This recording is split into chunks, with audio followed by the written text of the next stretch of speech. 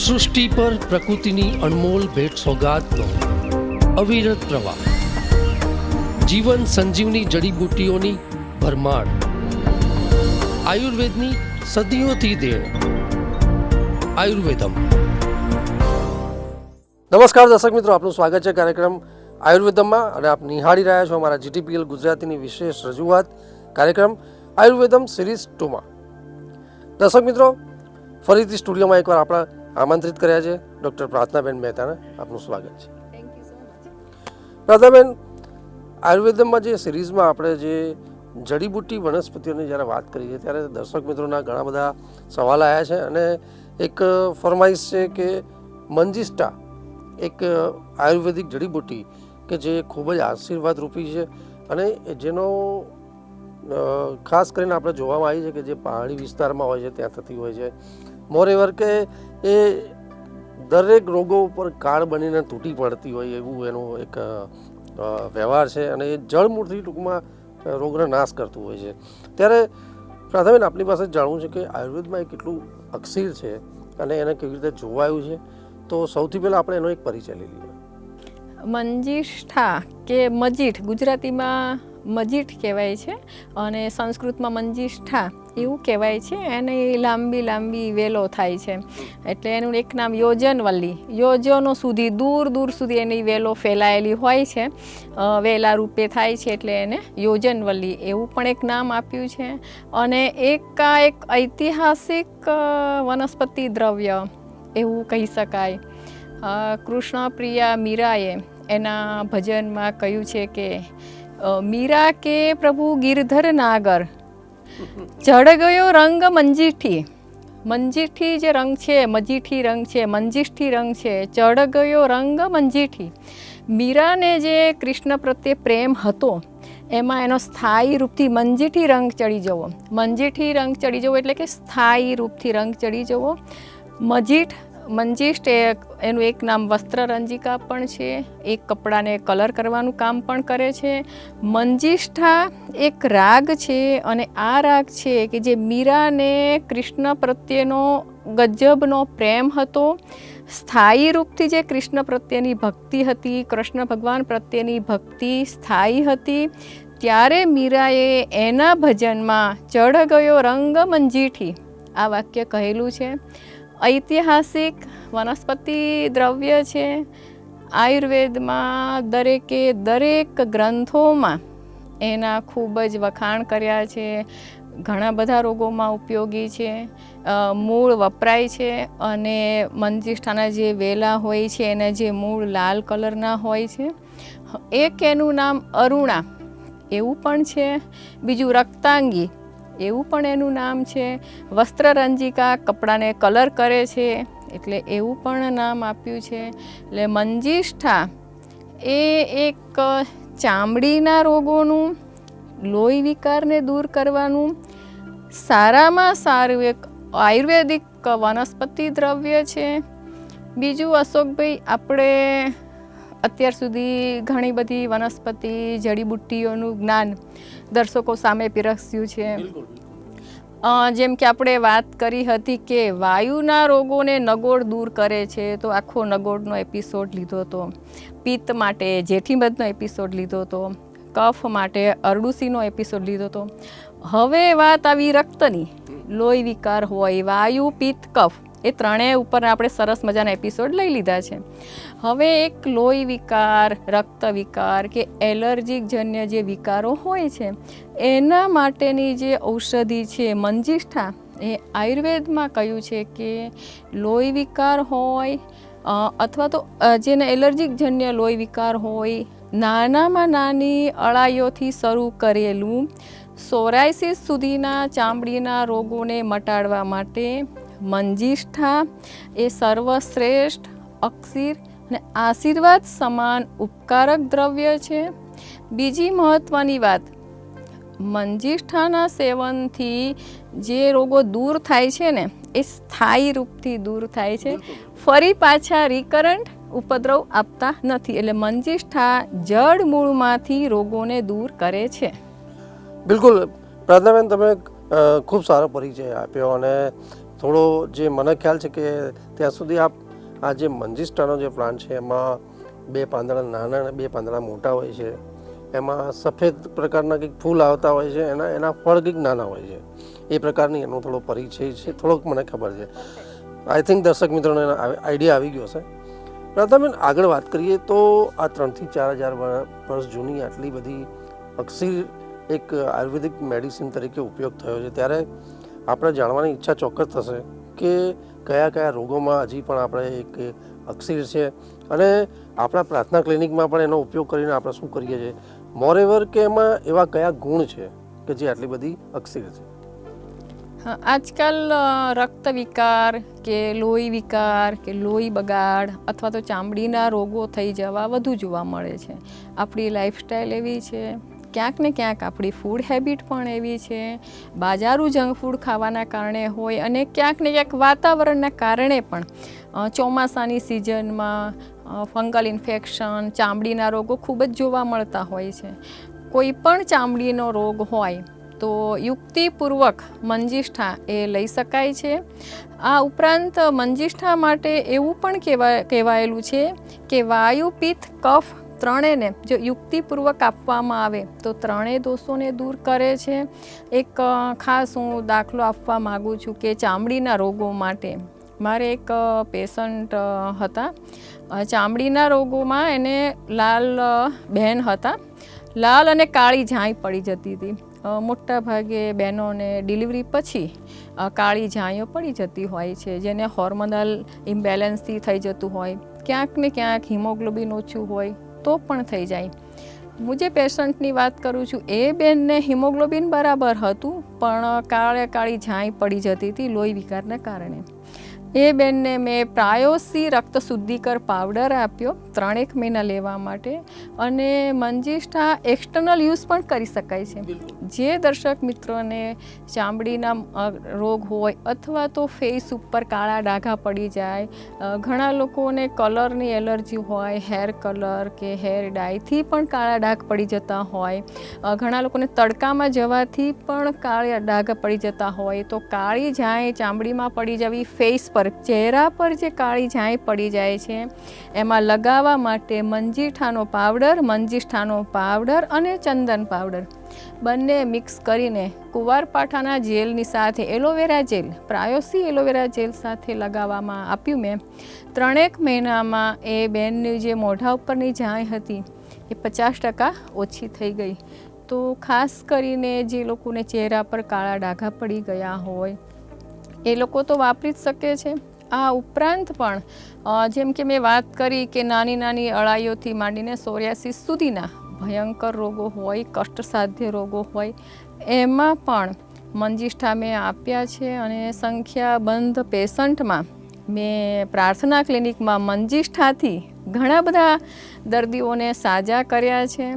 ચામડીના દર્દો માટે એવું કહેવાય છે કે ચામડીનો રોગ છે ને અશોકભાઈ, એ આવે ફટાફટ ઘોડા વેગે અને જાય કીડી વેગે, ધીમે ધીમે ચામડીનો રોગ જતો હોય છે. પણ આયુર્વેદિક દવાથી, મંજીષ્ઠાના ઉપયોગથી, સાથે સાથે બીજી લોહી ચોખ્ખું કરે એવા ઉપયોગથી મેં ચામડીના પેશન્ટને એકદમ સાજા કર્યા છે. બીજો એક દાખલો આપું તો બહેનોને તો ગમશે જ, મેદ ઉતારવા માટે જે લોકોને ખૂબ ચરબી ચડી ગઈ હોય કે પેટમાં, ઘણા બહેનો કહેતા હોય છે કે પેટ ડબલ ટાયર થઈ જતું હોય, તો પેટ વધી ગયેલું હોય એ લોકો માટે, પછી વજન વધતું જતું હોય એ લોકો માટે ભાઈઓ પણ કરી શકે છે, બહેનો પણ આ પ્રયોગ કરી શકે છે. વજન ઉતારવા માટે પણ મંજીષ્ઠા ચૂર્ણ સવાર સાંજ આરોગ્યવર્ધિની સાથે આપવાથી વજન ઉતરે છે. આયુર્વેદના ગ્રંથોમાં આયુર્વેદના ઋષિમુનિઓએ કહેલું છે કે જે લોકોને ચરબી વધારે હોય, મેદસ્વીતા હોય, તો એ લોકો એક્સપર્ટ વૈદ્યને પૂછીને નાડી પરીક્ષણ કરાવી શકાય છે. અને નાડી પરીક્ષણ કરાવ્યા પછી મંજીષ્ઠાદિક ક્વાથ અને આરોગ્યવર્ધિની ટેબ્લેટ 3 મહિના લેવામાં આવે તો ધીમે ધીમે ચરબીના થર જે જામેલા હોય છે એ ઓગળી જાય છે. મેં એક પેશન્ટમાં ખાસ દાખલો આપું, એક ભાઈ હતા, તો એને વજન વધતું જતું હતું, મેરેજ નહોતા થતા, ઘણું બધું વજન હતું નાની ઉંમરમાં. ત્યારે એ પેશન્ટને ભાઈને મેં આરોગ્યવર્ધિની એની સાથે સાથે મંજીષ્ટાદિક વાત રેગ્યુલર 3 મહિના આપ્યા. તો ખરેખર જે ભાઈનું વજન છે એ 65 કિલો હતું, એમાંથી 60 નોર્મલ થઈ ગયું. એમના મેરેજ નહોતા થતા, તો સરવાળે વજન સરસ થઈ ગયું. તો અત્યારે મેરેજ પણ થઈ ગયા છે અને ભાઈ એકદમ ખુશખુશાલ છે.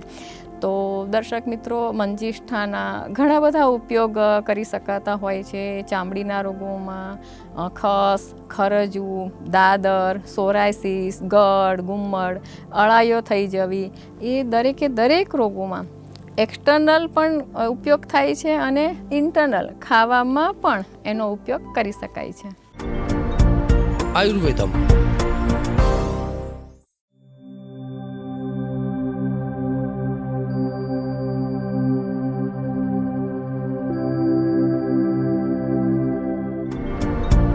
આયુર્વેદમ બિલકુલ. પ્રથમ બીજી બીમારીઓની વાત કરીએ તો દર્શક મિત્રોના પણ ઘણા સવાલ છે કે આપે વાત કરી કે ચામડીના રોગોમાં, સ્કિનમાં એ ખૂબ જ અક્ષીર છે, તો એની સાથે જે સૌંદર્યવર્ધક પણ એટલું જ છે. દાંતના રોગોમાં છે, પથરીના રોગો છે, પછી દાઝી ગયેલા લોકોના જે એક સ્કિન જે એક સેપ્ટિક જેવા બાબતો થતી હોય છે, એમાં પણ કેટલું અક્ષીર છે એની વાત કરી. હા, બહુ સરસ વાત કરી કે જે લોકોને દાઝી ગયેલા ડાઘા પડી ગયેલા હોય, ઘણા લોકો દાઝી ગયા પછી કોઈકને કાળા ડાઘા પડી જતા હોય છે. ઘણા બધા પેશન્ટ એવા હોય છે કે સનબર્નથી દાઝી ગયા હોય તો પણ ચાલે, અથવા તો કોઈ પણ દાઝી ગયેલા ઉપર ક્યારે બી ચામડી કાળી પડી ગઈ હોય કે ચામડીમાં ઘા થઈ ગયો હોય ને વાગેલું હોય અને જો ડાઘા પડી ગયેલા હોય, એ દરેક માટે મંજીષ્ઠા પાવડર, મંજીષ્ઠાનું ચૂર્ણ માર્કેટમાં મળે છે. પ્રાર્થના ક્લિનિકમાં પણ સારામાં સારું મંજીષ્ઠાનું ચૂર્ણ મળે છે, પ્રાયોસી મંજીષ્ઠા ચૂર્ણ, એ પણ વાપરી શકાય છે. તો જે લોકોને કાળા ડાઘા પડી ગયેલા હોય છે એ લોકો મંજીષ્ઠા ચૂર્ણ, હળદર, ચંદન અને એલોવેરા જેલ, ઘરમાં તમારે એલોવેરા જેલ ના હોય તો જે પ્યોર કુવારપાઠું હોય તો એ લઈ શકાય છે. તો મંજીઠાનો પાવડર, ચંદન અને કુવારપાઠું મિક્સ કરીને જો લગાવવામાં આવે દાઝી ગયેલી વાળી જગ્યા ઉપર, તો ધીમે ધીમે એ કાળા ડાઘા જતા રહે છે. અને આયુર્વેદમાં પણ આ પ્રયોગ આપેલો છે કે દાઝી ગયેલાના ડાઘા દૂર કરવા માટે એ ખૂબ જ ઉપયોગી છે. અને અશોકભાઈ, મેં ઘણા બધા પેશન્ટને, સંખ્યાબંધ પેશન્ટમાં આ પ્રયોગ આપેલો છે. ઇવન કાળા ડાઘ કાઢવા માટે મેં આપેલો છે. તો આ પ્રયોગથી જડ મૂળમાંથી રોગ જતો રહે છે. સૌંદર્યની દ્રષ્ટિએ બીજી વાત કરું તો ખાસ કરીને ખોડા માટે, માથામાં ખોડો હોય, ઘણા લોકોને માથામાં જ હાથ રહેતો હોય, માથામાંથી હાથ ના નીકળે, ખંજવાળ આવતી હોય.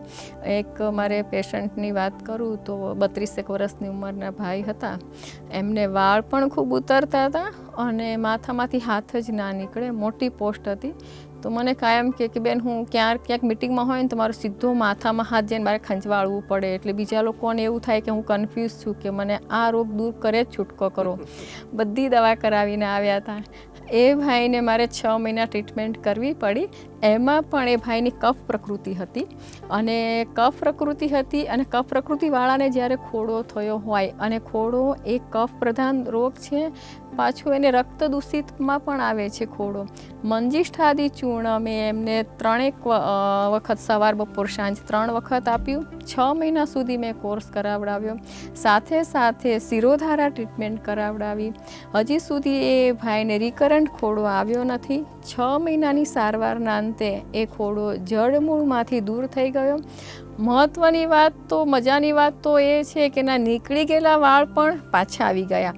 એ ભાઈને મેં વાળ માટે તો ખાલી શિરોધારા જ કરી, પણ જ્યારે મેં ખોડાની ટ્રીટમેન્ટ કરી, ખોડાની દવાથી જ એમનો ખોડો જ્યારે બંધ થઈ ગયો અને નવા વાળ પણ ઉગી ગયા. એટલે મંજીષ્ઠાદિ ચૂર્ણ, ખાલી માત્ર ને માત્ર મંજીષ્ઠાદિ ચૂર્ણ વાપરવાથી અને શિરોધારા કરવાથી ખોડાની સમસ્યા પણ દૂર થઈ ગઈ, ખરતા વાળ પણ બંધ થઈ ગયા અને જે નવા વાળ આવ્યા ને તો એકદમ કાળા આવ્યા. એટલે આ બધું પ્રેક્ટિકલી મારી લાઈફમાં મેં આ જે બધી વનસ્પતિ ઔષધિઓ છે જે આપણા ઋષિ મુનિઓએ કહી છે, આયુર્વેદ શાસ્ત્રમાં જે બતાવેલી છે આ બધી વનસ્પતિ હું મારા પ્રેક્ટિકલ લાઈફમાં વાપરું છું અને જે મને અનુભવ મળ્યા એ હું આજે આપની સમક્ષ રજૂ કરું છું. બિલકુલ પ્રાર્થનાબેન, તમે ખૂબ સુંદર વાત કરી અને દર્શક મિત્રોને ફરીથી એકવાર યાદ કરાવી દઉં કે દર્શક મિત્રો જે આજના એપિસોડમાં ખાસ કરીને આપણી જે પ્રશ્નો સમસ્યા હતા, જે આયુર્વેદની એક જડીબુટ્ટી વનસ્પતિ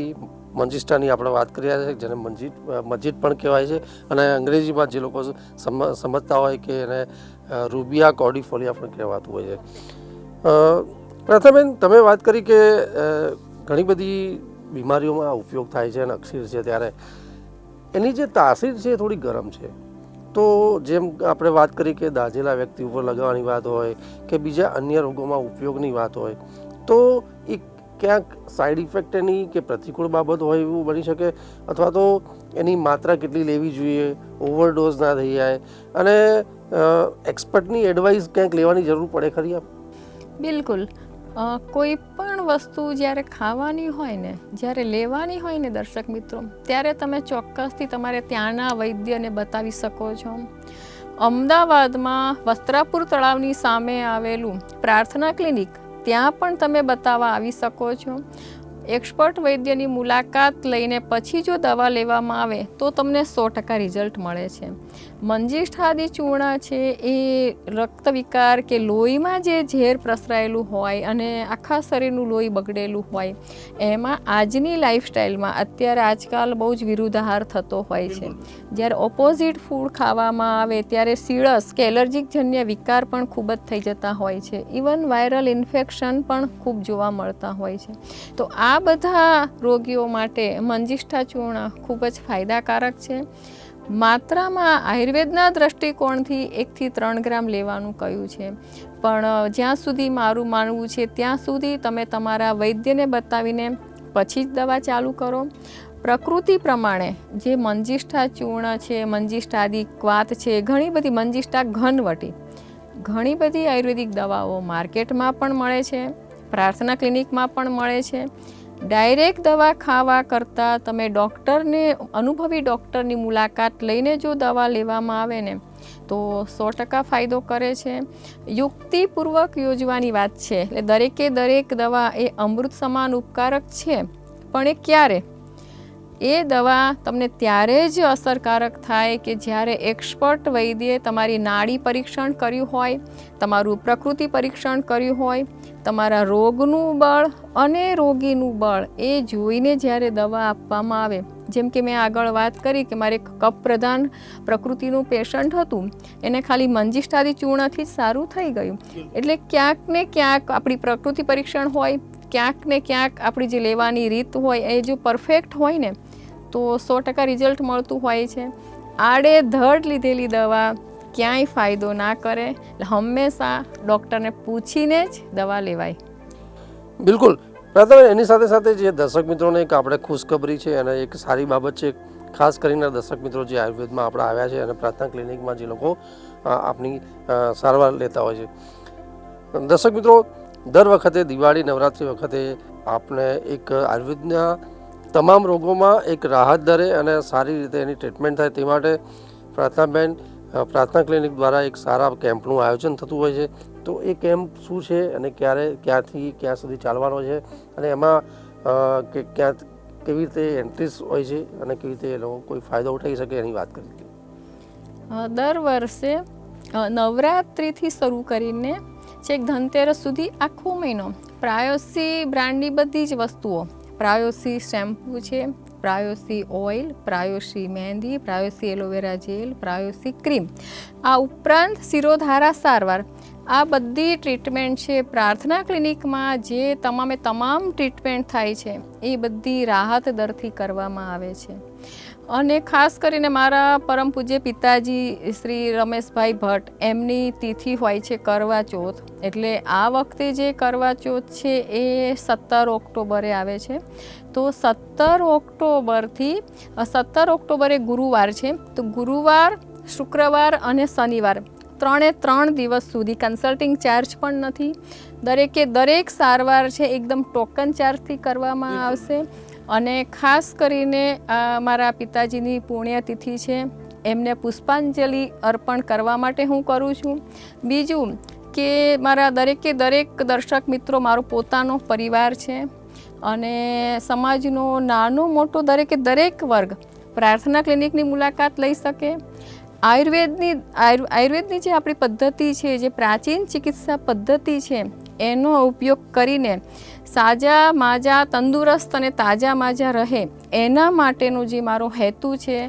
અને ઘરે આયુર્વેદ પહોંચાડવા માટે લગભગ ઘણા બધા વર્ષોથી આ કેમ્પ ચાલી રહ્યો છે. 30 વર્ષથી તો મારું જે પ્રાયોસી બ્રાન્ડની વસ્તુ છે એ 30 વર્ષથી 50% રાહત દરમાં આપવામાં આવે છે. 12 વર્ષથી મારા પપ્પાની જે તિથિ આવે છે એમાં હું 3 દિવસ કેમ્પ રાખું છું.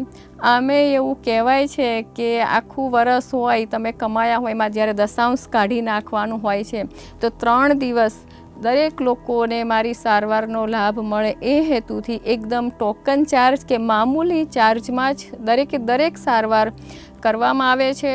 તો દરેક દર્શક મિત્રોને મારી વિનંતી છે કે આપને ક્યાંય પણ કંઈ પણ પ્રોબ્લેમ હોય તો તમે અમદાવાદમાં વસ્ત્રાપુર તળાવની સામે આવેલ A308 હિમાલયા આર્કેડમાં અવશ્ય મુલાકાત લઈ શકો છો.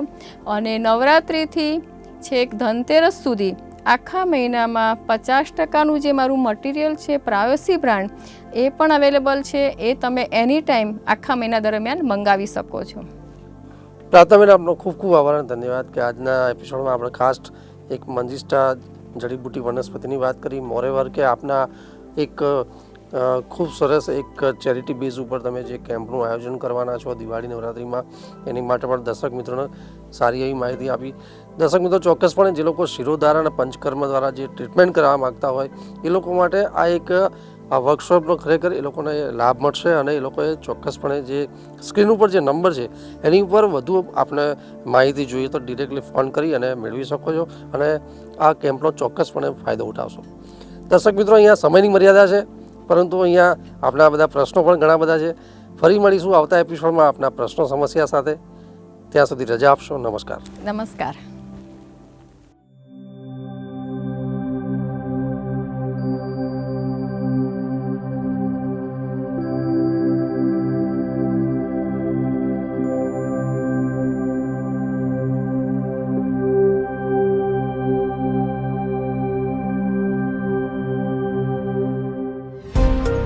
સૃષ્ટિ પર પ્રકૃતિની અનમોલ ભેટ સોગાદનો અવિરત પ્રવાહ, જીવન સંજીવની જડીબુટ્ટીઓની ભરમાર, આયુર્વેદની સદીઓથી દેણ. આયુર્વેદમ